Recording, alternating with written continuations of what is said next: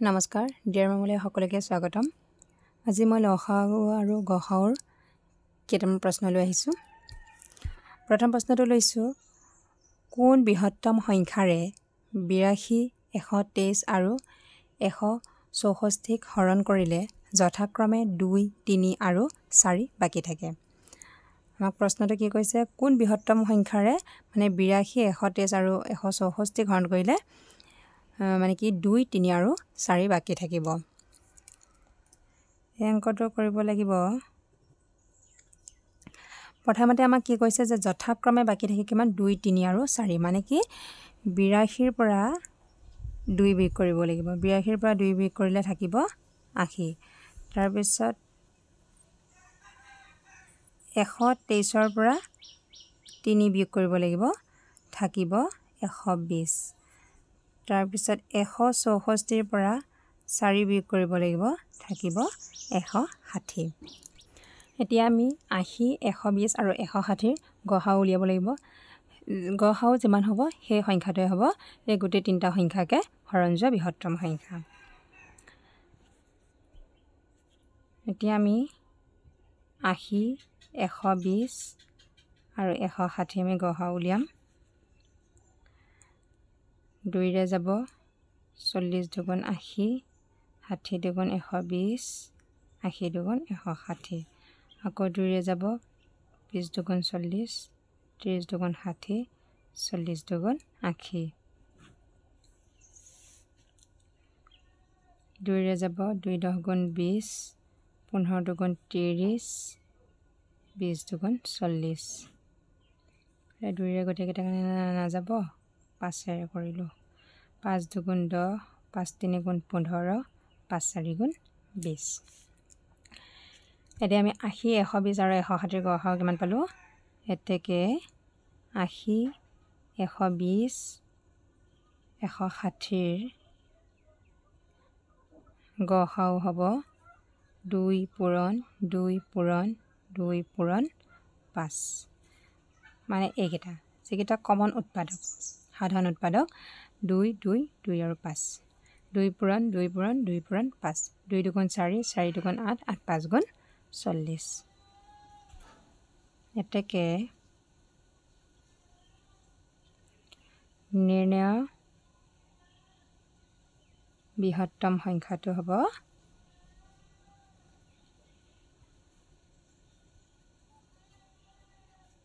40। Next প্ৰশ্নটো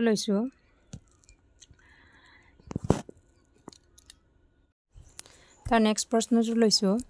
এনে এটা বৃহত্তম সংখ্যা উলিওৱা যাৰ দ্বাৰা 457 আৰু 763 এই সংখ্যা দুটাক হৰণ কৰিলে প্ৰত্যেক ক্ষেত্ৰতে 7 বাকী থাকে। এতিয়া আমি এই অংকটো আমি সমাধান কৰিব লাগে। এতিয়া আমাক কি কৈছে যে প্ৰত্যেক ক্ষেত্ৰতে 7 বাকী থকা কথা কৈছে। সেইকাৰণে আমি কি কৰিব লাগিব, প্ৰথমতে যিহেতু আমাক দুইটা ক্ষেত্ৰতে যে 7 বাকী ৰোৱাৰ কথা কৈছে, সেইকাৰণে আমি কি কৰিব লাগিব, সংখ্যা দুটাৰ পৰা আমি প্ৰথমতে 7টো বিয়োগ কৰিব লাগিব।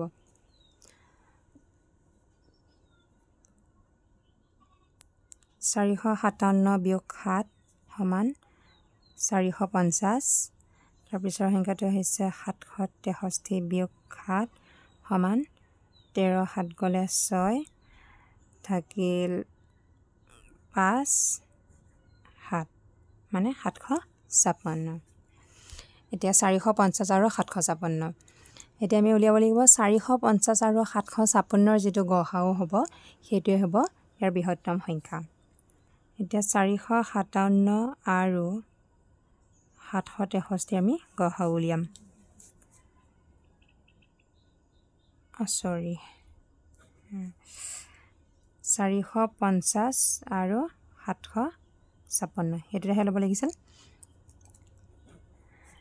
এতিয়া আমি কি 2ৰে কৰিম, 2 দুগুণ 4, 2 দুগুণ 4,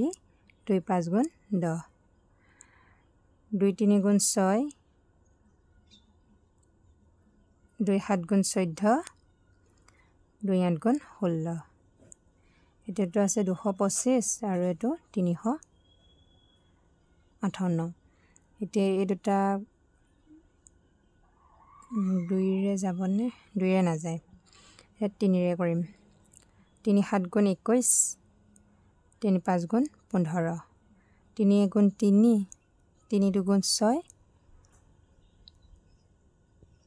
3 6 গুণ 18 এটো আকৌ 3ৰে কৰিম 3 2 গুণ 6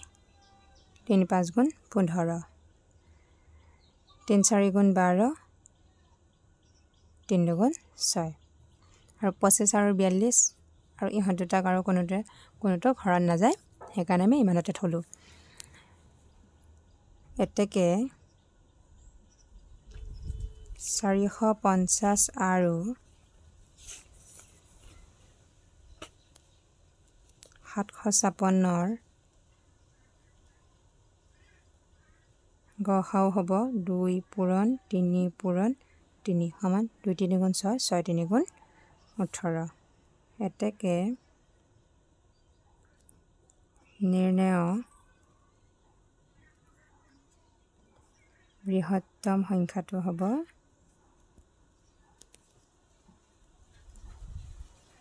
18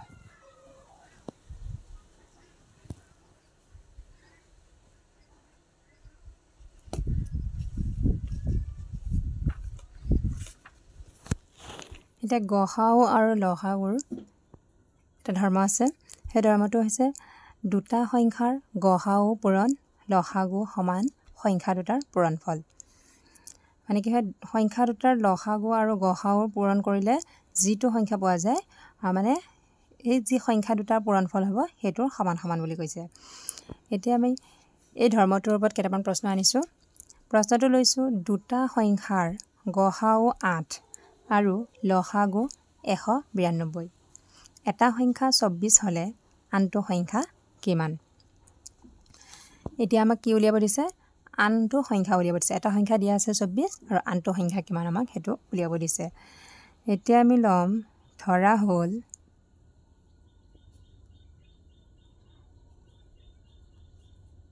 আনটো সংখ্যা x মানে আমি আন সংখ্যাটো আমি x বুলি ধৰিলাম এতিয়া আমি ধৰ্মটো পাতিলাম ফাৰ্স্ট গসাও পূৰণ লসাগু সমান সংখ্যা দুটাৰ পূৰণফল এতিয়া গসাও আমাক কিমান দিয়া আছে গসাও দিয়া আছে 8 আৰু লসাগু দিয়া আছে 192 এটা আমাৰ সংখ্যা দুটাৰ পূৰণফল লিখিব লাগিব এটা সংখ্যা আমাৰ দিয়া আছে 24 পূৰণ আনটো সংখ্যা আমি x ধৰি লৈছিলো x পাতিলো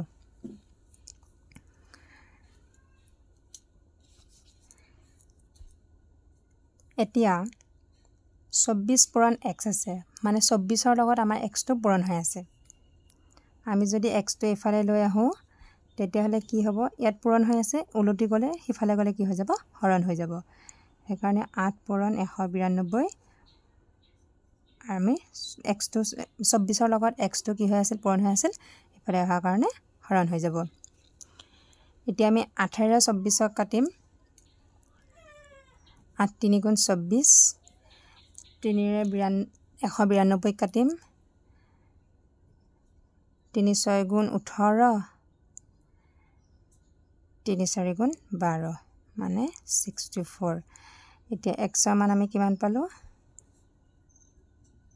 x সমান 64 এতেকে আনটো সংখ্যা হ'ব 64 বুজি পালে আমি এই সংখ্যাটো কিহত কৰিলো যে লসাগু আৰু গসাওৰ ধৰ্মত আমি কৰিলো যে গসাও পূৰণ লসাগু সমান সংখ্যা দুটাৰ পূৰণফল আমি সংখ্যা দুটা লসাও গসাওটো পাতিলো এফালে আৰু এফালে যিটো সংখ্যা ধৰি লৈছিলো x তাৰ লগত আন সংখ্যাটো পূৰণ কৰি দিলো x টো এফালে লৈ আহিলো 24 টো x ৰ লগত পূৰণ হৈ আছিল সেইকাৰণে এফালে আহিলে হৰণ হৈ যাব হৰণ কৰি সমাধান কৰি আমি কি পালো 60 তাৰ নেক্সট প্ৰশ্নটো লৈছো দুটা সংখ্যাৰ পূৰণফল 1125 সিহঁতৰ লসাগু 225 হলে গসাও কিমান এতিয়া আমাক ইয়াত সংখ্যা দুটাৰ পূৰণফল দিয়া আছে লসাগুটো দিয়া আছে আমাক উলিয়াব দিছে কি গসাগুটো আমাক উলিয়াব দিছে ধৰা হ'ল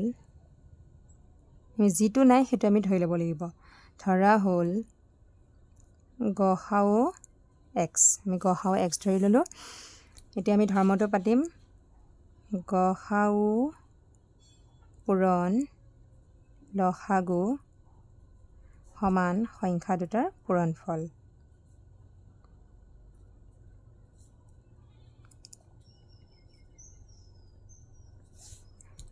এতিয়া আমাক গসাউটো নাই কাৰণে আমি x টো পাতিলো পূৰণ লসাগু দিয়া আছিল 225 পাতিলো সংখ্যা দুটাৰ পূৰণফল দিয়া আছে আমাৰ 1125 x টো এফালে ৰাখি দিলো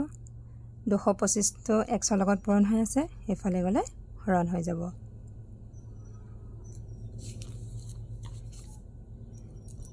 মেটুক কিহেৰে যাব 225 দুগুণ 450 চাৰিবাৰ হলে হৰণ কৰি চাব 1125 দুবাৰ হলে 450 চাৰিবাৰ হলে 950 আৰু 11 পাঁচবাৰ যাব 5 গুণ 25 ৰ 5 7 2 5 দুগুণ 10 2 12 2 7 1 5 দুগুণ 10 11 পাঁচবাৰ এতেকে x ৰ মান কিমান হ'ব 5 এতেকে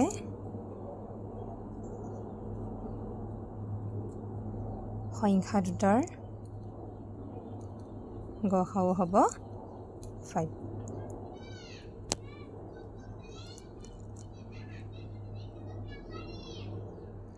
তাৰ পিছৰ প্ৰশ্নটো লৈছো এনে ক্ষুদ্ৰতম সংখ্যাটো উলিওৱা যাক 16 18 আৰু 24 ৰে হৰণ কৰিলে প্ৰত্যেক ক্ষেত্ৰতে 3 বাকি থাকে আমাৰ প্ৰশ্নটো কি কৈছে এনেকুৱা এটা ক্ষুদ্ৰতম সংখ্যা উলিয়াব দিছে 16 18 আৰু 48 ৰে হৰণ যোৱা আৰু কি হ'ব সেই সংখ্যাটোৰ লগত সেই সংখ্যাটোৰ পৰা যাতে 3 বাকি থাকে মানে এই সংখ্যাকেইটা হৰণ কৰাৰ পিছত 3 বাকি থাকিব সেই সংখ্যাটো আমাক উলিয়াব দিছে এতিয়া উলিয়াব লাগিব 16 18 48 ৰে হৰণ যোৱা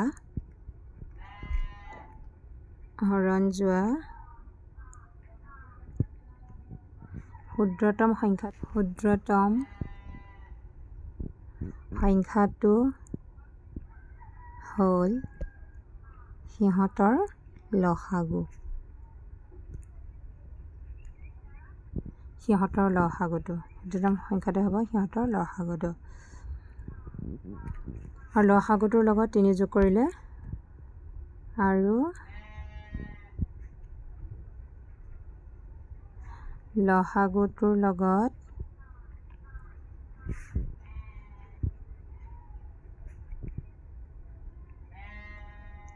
3 যোগ কৰিলে নিৰ্ণয় সংখ্যাটো পোৱা যাব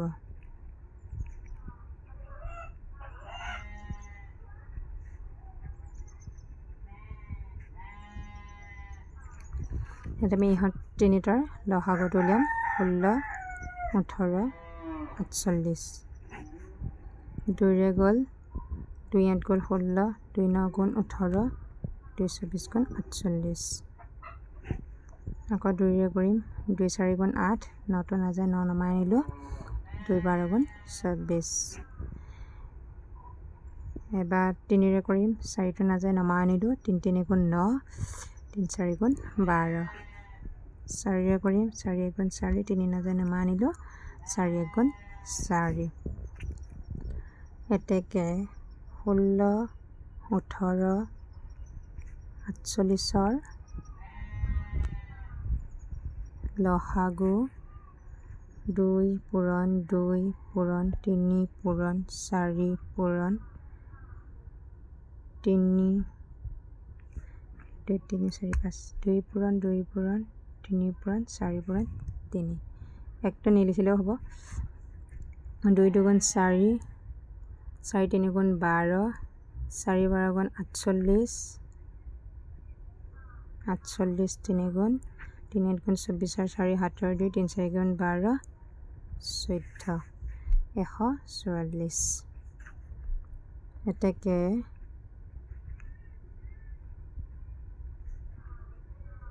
নিৰ্ণয় সংখ্যাটো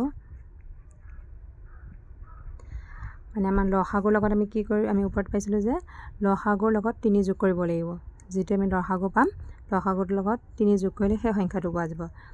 সংখ্যাটো হ'ব কিমান 144 যোগ 3 সমান 147